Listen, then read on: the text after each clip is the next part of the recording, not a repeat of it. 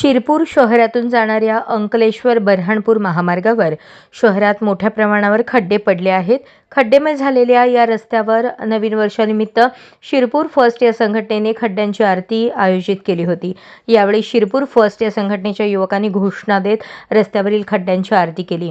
अंकलेश्वर बऱ्हाणपूर हा महामार्ग शिरपूर शहरातून जातो। शिरपूर शहरातून जात असताना या रस्त्यावर मोठ्या प्रमाणात खड्डे पडलेले आहेत।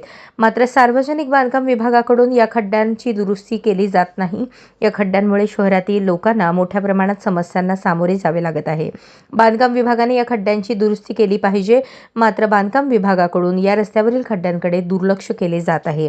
या विरोधात शिरपूर फर्स्ट संघटनेच्या वतीने 1 जानेवारी रोजी संध्याकाळी शहरातून जाणाऱ्या रस्त्यावर खड्ड्यांची आरती करण्यात आली। खड्ड्याला हार घालून आरती करण्यात आली। यावेळी पदाधिकाऱ्यांनी विविध घोषणा दिल्या। गणपती बाप्पा शक्ती द्या, खड्ड्यांपासून मुक्ती द्या असे म्हणत या संघटनेच्या पदाधिकाऱ्यांनी परिसर दणाणून सोडला। शहरातून जाणाऱ्या या रस्त्यावर पडलेले खड्डे बांधकाम विभागाने बुजवले पाहिजेत आणि हा रस्ता खड्डेमुक्त केला पाहिजे। शहरवासियांना होणाऱ्या या खड्ड्यांच्या त्रासातून मुक्ती मिळावी यासाठी शिरपूर फर्स्ट संघटना सातत्याने आंदोलन करणार आहे। यातून सार्वजनिक बांधकाम विभागाला जाग यावी आणि शहरवासियांना होणाऱ्या त्रासाची कल्पना त्यांना यावी या हेतूने रस्त्यावरील खड्ड्यांची आरती आंदोलन करण्यात आले।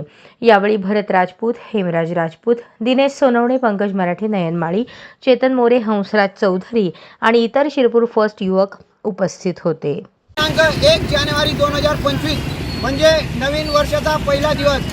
आज या पहिल्या दिवस निमित्त शिरपूर फर्स्टने एक संकल्प साधला की निमजेली नाका हे म्हणजे आपण जर बघितलं करवण नाक्याच्या पुढेपर्यंत एवढे खड्डे झाले आहेत। या खड्ड्यापासून शिरपूरकरांना लवकरात लवकर मुक्ती व्हावी व गणपती बाप्पांनी शक्ती द्यावी। या खड्ड्यांच्या मुक्तीसाठी व प्रशासनाला जाग आणून द्यावी यासाठी शिरपूर फर्स्टने खड्ड्यांची आरती केली व एक संकल्प साधला की या रस्त्याचे सुधारणीकरण लवकरात लवकर झालंच पाहिजे असं आम्ही संकल्प साधला आहे। धन्यवाद।